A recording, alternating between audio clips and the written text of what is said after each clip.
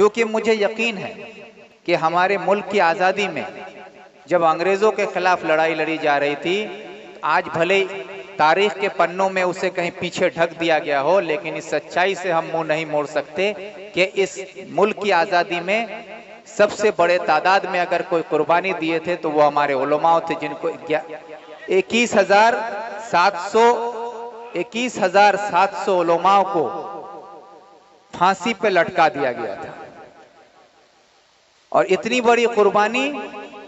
ملک میں کسی اور قوم نے نہیں دی، کسی اور مذہب کے لوگوں نے نہیں دی تھی، جہاں سب سے بڑی قربانی ہمارے علماء نے دی تھی اس دیش کو آزاد کرنے۔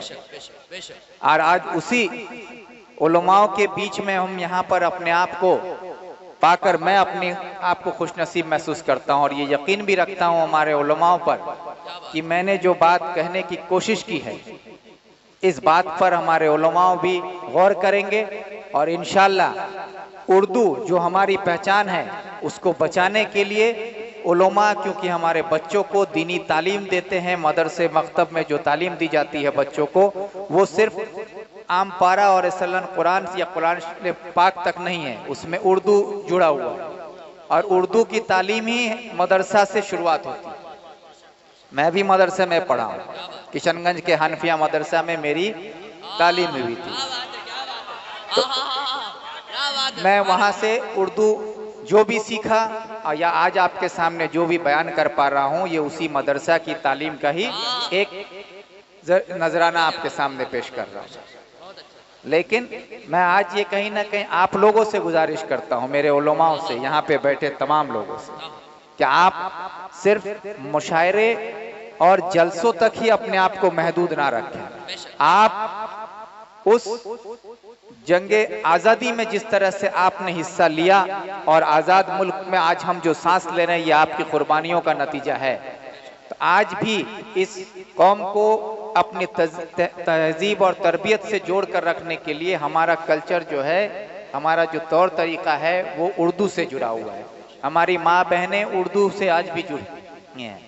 اس کو بچانے کے لیے آپ علماء کو سڑکوں پر آنا ہوگا۔ کوئی آپ کے ساتھ آئے نہ آئے، میں ضرور آؤں گا، یہ بھی میں آپ کو یقین دلاتا ہوں۔ لیکن میں یہ اس لیے میں کہہ رہا ہوں، میں نے پہلے ہی اپنی تقریر میں ایک بات کہی کہ ہم جیسے سیاسی لوگ منچ پر دعویٰ تو ضرور کرتے ہیں، لیکن ہم اس سے کامیابی حاصل نہیں کر سکتے، کیونکہ حکومت میں جو لوگ ہیں کہیں نہ کہیں وہ خاموش رہتے ہیں حکومت کے ڈر سے یا پھر حکومت کے ساتھ رہنے کے لیے، لیکن آپ بے خوف ہیں، آپ کو کسی کا خوف نہیں ہونا چاہیے، کیونکہ یہاں پر میں نے ایک تقریر میں ایک بات آئی کہ اصلی مومن وہ ہے جس کے دل میں خدا کا خوف ہو اور کسی کا خوف نہ ہو۔ تو اگر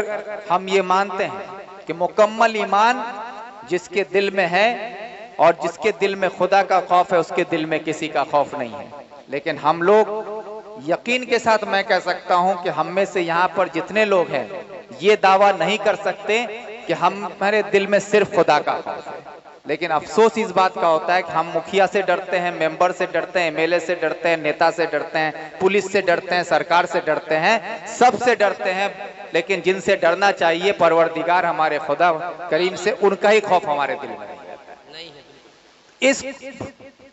چھوٹی سی فرق کو اگر ہم محسوس کریں کہ ہمارے دل میں اگر خدا کا خوف ہو تو ہمیں کسی سے ڈرنے کی ضرورت نہیں ہے، بس یہ ہمارے علماء ہی ہمارے اندر یہ جو بے باکی بے خوف ہمیں